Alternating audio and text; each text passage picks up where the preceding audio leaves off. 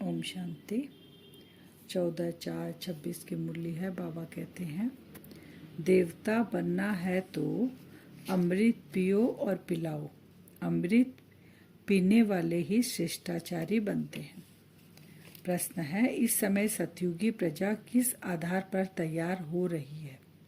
जो इस ज्ञान से प्रभावित होते हैं बहुत अच्छा कहते, लेकिन पढ़ाई नहीं पढ़ते, मेहनत नहीं कर सकते, वह प्रजा बन जाते हैं। क्योंकि सतयुग में तो महाराजी महारानी, प्रजा, साहूकार, फिर उनके भी नौकर चाकर, सब राजधानी स्थापन हो रही है ना। तो वही बाबा कह रहे हैं, जो मेहनत नहीं कर सकते वह प्रजा बन जाते हैं। प्रभावित होना माना प्रजा बनना। सूर्यवंशी राजा रानी बनने के लिए तो मेहनत चाहिए। पढ़ाई पर पूरा अटेंशन हो, याद करते और कराते रहे तो उच्च पद मिल सकता है।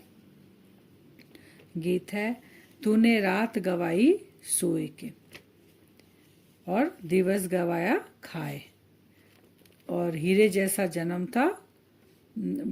गीत है ये। फिर कोड़ी बन गया हमारा। जब रात को सोएंगे और दिन में खाएंगे और कुछ नहीं करेंगे तो हीरे जैसा जन्म आज हमारा कैसा बन गया। तो बच्चों ने गीत सुना कि हमारा जीवन हीरे जैसा था, अब कोड़ी जैसा हो पड़ा है। यह तो कॉमन बात है। बाबा बहुत सहज रीति से समझाते हैं, परंतु वह सत्संगों आदि में जो सुनाते हैं वह सब है कथा, माने कथा कहानियां हैं। बाबा कहते हैं कथा कोई ज्ञान नहीं, बनी बनाई कहानियां होती है। गीता की कहानी, रामायण की कहानी, भिन्न भिन्न शास्त्र है जिनकी कहानियां बैठ सुनाते हैं। जो कथा सत्संग में जाते हैं ना, बाबा उसके बारे में कहते हैं। कहानियां से कोई फायदा होता है क्या? यह है सत्यनारायण की, अर्थात नर से नारायण बनने की सच्ची कहानी। यह इसको अमर कथा भी कह सकते हैं। बाबा हमें जो सुनाते हैं वो है सत्यनारायण की कथा, जिससे हम पढ़ाई पढ़कर नर से नारायण बनते हैं और अमर कथा सुन रहे हैं अमरपुरी में जाने के लिए। तुम निमंत्रण देते हो, सबको प्रदर्शनी लगाते हैं ना, बाबा का परिचय देने के लिए हम निमंत्रण देते हैं। वही बाबा कह रहे हैं, निमंत्रण देते हो फिर भी कोई नहीं समझते। शास्त्रों की कहानी सुनते आते हैं, मिलता कुछ भी नहीं। जाएंगे लक्ष्मी नारायण के मंदिर में, चलो दर्शन करके आए, महात्मा का दर्शन कराए। यह एक रस्म रिवाज चली आई है। सब वही करते हैं। जो भी है, जितने भी लाखों लोग जाएंगे, सब क्या करेंगे? दर्शन करके आएंगे, सब एक जैसे ही। तो माया माथा टेकते रहते हैं। दर्शन करने जाएंगे और सब माथा टेकते हैं। पूछो रचता और रचना की कहानी का पता है? माने जहाँ माथा टेक रहे हो उसके बारे में जानते हैं? पूछेंगे तो कहेंगे नहीं, तुम बच्चे समझते हो, यह कहानी तो बहुत सहज है। ये क्या कहानी है? अल्फ और बे की कहानी है। जो प्रदर्शनी में आते हैं, कहानी तो ठीक अल्फ माने बाबा, बे माने वर्षा, जो बादशाही हमको मिलती है। पूरी खेल उसी कहानी के ऊपर है। बाबा आके वर्षा देते हैं, हमको ऊंच बनाते हैं, देवी देवता बनाते हैं, फिर हम सीढ़ी नीचे उतरते हैं। ये का खेल ही वही है। तो कहानी तो ठीक सुन लेते हैं, परंतु पवित्र नहीं बनते। समझते हैं यह विकारों में जाने की रस्म रिवाज भी अनादि है। मंदिर में देवताओं के आगे जाकर गाते हैं आप संपूर्ण निर्विकारी हो, फिर बाहर आकर कहते हैं विकार में जाना तो अनादि है। इस बिगर दुनिया कैसे चलेगी? लक्ष्मी नारायण आदि को भी तो बच्चे थे। वो जानते हैं कि देवी देवताओं के जो बच्चे थे वो एक तरफ बोलते हैं संपूर्ण निर्विकारी हैं देवी देवता, फिर बोलते हैं उनके भी बच्चे थे, तो विकार में जाएंगे तो बच्चे होंगे, वैसा उल्टा समझते हैं। फिर बाबा कहते हैं तुम्हारी जो कहानी है पूरी 5000 साल की, जो उन्हों को 5000 वर्ष हुए हैं, अभी वह नहीं है। कौन? देवी देवताएं। अभी तो कलयुग का अंत है। वही देवी देवता नीचे पतित बन गए, विकार में चले गए। मनुष्य आपस में लड़ते झगड़ते रहते हैं, भगवान तो ऊपर ही रहते हैं निर्वाण धाम में। असूल में हम आत्माएं भी वहां रहती है, यहाँ पाठ बजाने आती है। पहले इस लक्ष्मी नारायण के राज्य में थे, वहाँ बहुत सुख आनंद था। अब सतयुग में क्या था? लक्ष्मी नारायण में जब राज्य करते थे क्या था? वो है कि उस समय कैसा राज्य चलता था। वहाँ सुख और शांति और आनंद का राज्य था। गाया भी जाता है 84 का चक्र। हमने सूर्यवंश में 1250 वर्ष लिए, क्योंकि 5000 साल का जो ड्रामा है, 4 युग है, चारों युग 1250 करके है। 84 और जन्म होते हैं 84। तो आधा कल्प हम सुख था, राम राज्य में थे, और फिर मनुष्य की वृद्धि होती गई। सतयुग में सबसे पहले 9 लाख आत्माएं होती है, फिर 9 लाख आत्माएं, जो 8 जन्म होता है सतयुग में, 1250 साल में 8 जन्म जो होता है, लास्ट तक 2 करोड़ आत्माएं हो जाती है। फिर जाके है 12 जन्म होता है त्रेता में, वहाँ भी एक ही धर्म था। फिर क्या हुआ, फिर रावण राज्य शुरू हो जाता है। राम राज्य रावण राज्य, देखो बहुत सहज रीति से समझाता हूँ। बाबा कहते हैं छोटे छोटे बच्चों को भी ऐसे बताना चाहिए। और क्या हुआ, बड़े बड़े सोने हीरे जवाहरात के महल अर्थक्वेक में अंदर चले गए। भारतवासियों के विकारी बनने से ही अर्थक्वेक हुए। फिर रावण राज्य शुरू हुआ, पवित्र से अपवित्र हो गए। कहते भी हैं सोने की लंका अंदर चली गई। कुछ तो बचा होगा ना, जिससे फिर मंदिर आदि बनाए होंगे। भक्ति मार्ग शुरू हुआ द्वापर युग से, तो मनुष्य विकारी होने लगे। फिर रावण राज्य चला तो आयु भी कम हो गई। हम निर्विकारी योगी से विकारी भोगी बन गए। यथा राजा रानी तथा प्रजा सब विकारी बन गए। तो बाबा कहते यह कहानी कितनी सहज है। अगर छोटी छोटी बच्चियां भी यह कहानी सुनाए तो बड़े आदमियों को मुंह नीचे हो जाए। उनको पता चले कि ये इतनी छोटी छोटी बच्चियां इतने ज्ञान की बातें और सटीक बातें हमें बता रही हैं, तो उनका मुंह नीचे हो जाए। तो बाप कितना सहज समझाते हैं, परंतु पारस बुद्धि बनने का ख्याल ही नहीं आता। आजकल फैशन में ही कुमारियां रहती है, वहां तो नेचुरल श्रृंगार रहता है। यहाँ तो कितना आर्टिफिशियल श्रृंगार करते हैं। यहाँ है माया का पौंप। अभी क्या है कलयुग में, माया का पौंप। फॉल ऑफ माया रावण राज्य, फॉल कब हुआ रावण राज्य में। फिर राइज ऑफ राम राज्य। अब राम राज्य स्थापन होता है तो मेहनत भी करो ना। अगर पढ़ेंगे नहीं तो वहां जाकर पाई पैसे की प्रजा बनेंगे। तो बाबा कहते हैं इस कहानी के नशे में कोई रहे तो बेड़ा पार हो जाए, कि हम शांति धाम में जाएंगे फिर सुख धाम में जाएंगे। कौन सी कहानी, जो 5000 साल की कहानी है, बाबा आकर हमें सुनाते हैं, और हमें यह नशा रहे कि हम अभी सुख धाम में शांति धाम में जाएंगे, फिर हम सुख धाम में आएंगे।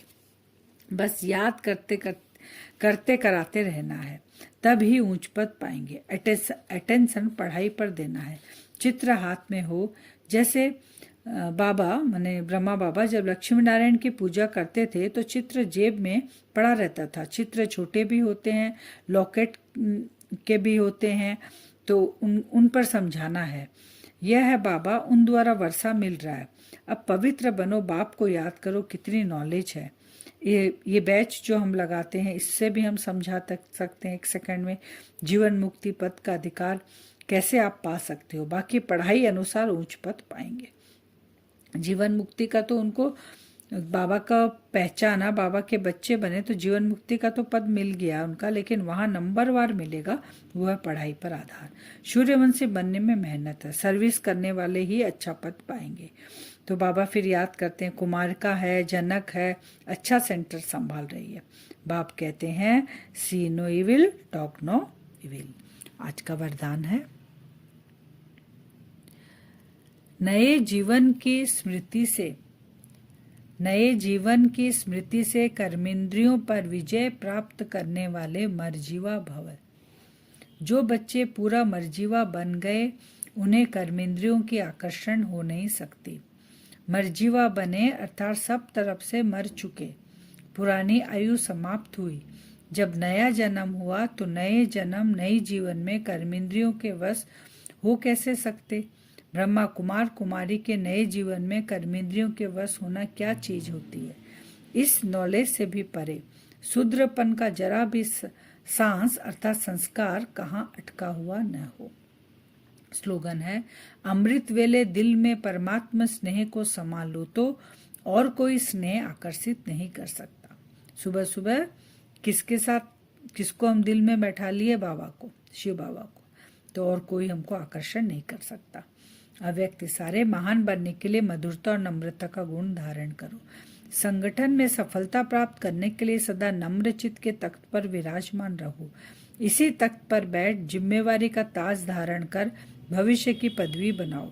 तख्त से उतरना नहीं, इसी पर बैठकर काम करो तो सफलता मिलती रहेगी।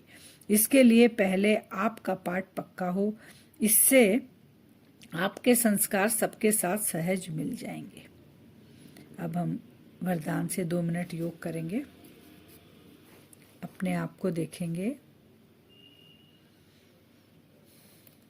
ब्रह्मा मुख वंशावली में ब्राह्मण आत्मा, ये मुझ आत्मा का नया जन्म है।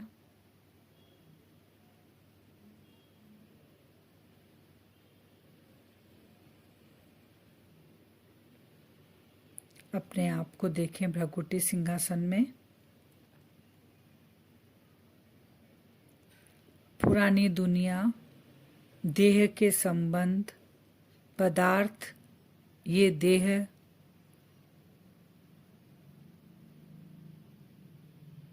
से मर्जीवा जन्म है हमारा, ब्राह्मण जन्म। अपने आप को देखें, चेक करें अपने आप को कि मुझ आत्मा का इस देह के जो भी संस्कार हैं, पुराना जो भी इस देह का लगाव है, उसके ऊपर ध्यान दें कि कोई मुझे खींचता तो नहीं है। ये मेरा नया जन्म है। मैं शिव बाबा का बच्चा हूँ।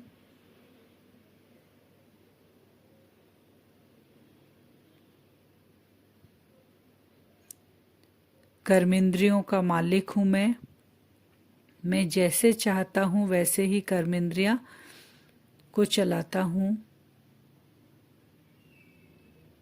कर्मेंद्रियों पर मेरा पूरा अधिकार है। मैं शरीर नहीं, आत्मा हूँ।